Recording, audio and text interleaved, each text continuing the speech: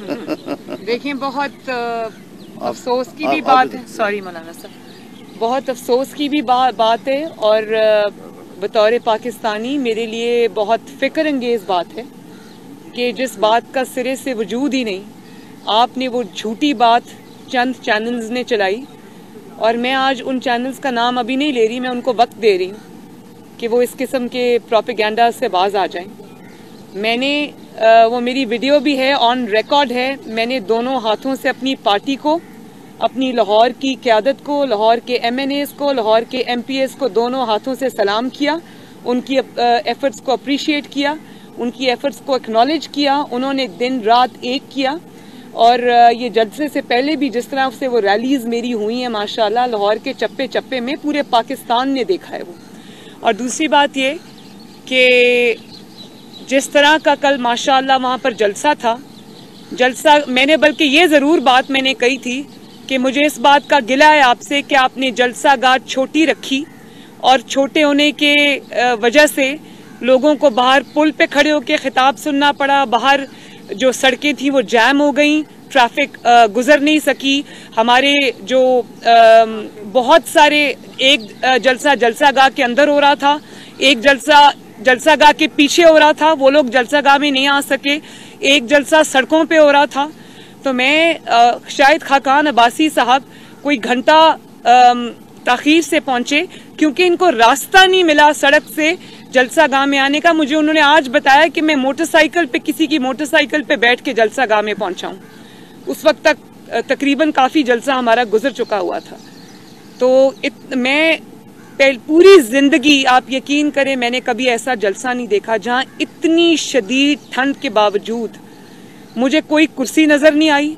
मुझे नहीं पता जो वहां पर पंडाल में कुर्सियां रखी गई थी वो कहाँ चली गई। लोग खड़े रहे, घंटों खड़े रहे और जलसा उन्होंने खड़े होके देखा और सुना। क्योंकि साउंड सिस्टम की रश होने की वजह से तारें भी टूट गईं, लाइटिंग की भी, लाइट्स भी ऑफ हो गईं क्योंकि तारें टूट गईं।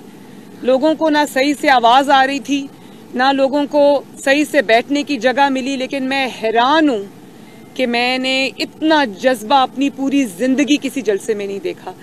इतनी सर्दी के आप यकीन करें, हम लोग स्टेज पे बैठे हुए थे।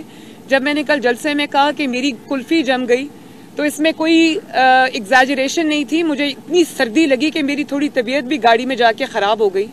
और जब मैंने सीढ़ी से उतरना था जलसा गाह से वापस जाते वक्त, तो मुझे 20 मिनट, आप लोगों के कैमराज वहाँ थे, आपकी DSNGs भी थी, मैं देख रही थी, मुझे 20 मिनट सिर्फ इंतज़ार करना पड़ा क्योंकि अवाम 5-6 घंटे के बावजूद वो समंदर की तरह वहाँ मौजूद थी और मेरा रास्ता बनाने के लिए 20-25 मिनट उनको लग गए।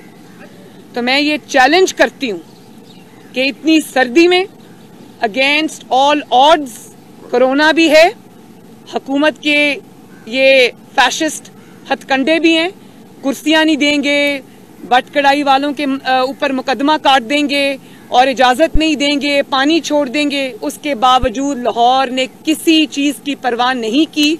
हाँ, जलसा गाह छोटी थी, बड़ी होनी चाहिए थी। लोग हजारों की तादाद में बाहर और पीछे खड़े थे। लेकिन एक और बात, हम अभी घर से नहीं निकले थे 12 बजे के करीब, तो ये 2-3 चैनल्स ने प्रोपेगेंडा शुरू कर दिया था और उसके बाद उन्होंने कि 2000 है, 3000 है, 4000 है, जलसा गाह भर नहीं रही। तो ये तो प्रोपेगेंडा में 12 बजे, अभी मैं घर से नहीं निकली थी तो ये प्रोपेगेंडा शुरू हुआ। लेकिन मुझे देखें, जिसको हकीकत का पता है उसको पता है। हुकूमत को भी आज जो खबरें मिली हैं, जो वहाँ पे लोग एजेंसीज के मौजूद थे, जो खबरें उन्होंने दी होंगी, मुझे पक्का पता है कि उधर जो है वो सफ़े मातम बिछी हुई है। और जैसे उनको सुबह नमाज के बाद बिल्कुल, और आपने सच नहीं दिखाया, कुछ चैनल्स ने सच नहीं दिखाया, लेकिन फॉरेन मीडिया जिसमें अल जजीरा भी शामिल है, BBC भी शामिल है, उन्होंने हमारे चंद एलिमेंट्स जो है मीडिया को उसको आईना दिखाया। आज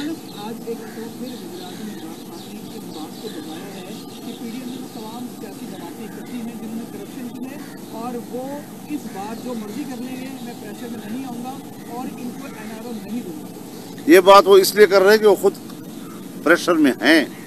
ये बातें प्रेशर में की जाती हैं जो वो कर रहे हैं। वो प्रेशर में हैं तो तभी ये बात कर रहे हैं। मरियम साहब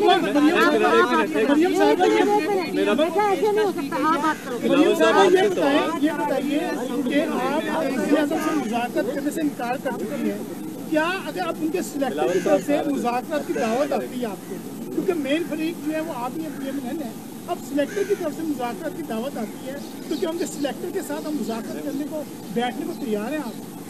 मैंने ये बात पहले भी कह चुकी हूँ कि हम अब अवाम की अदालत में जा चुके हैं।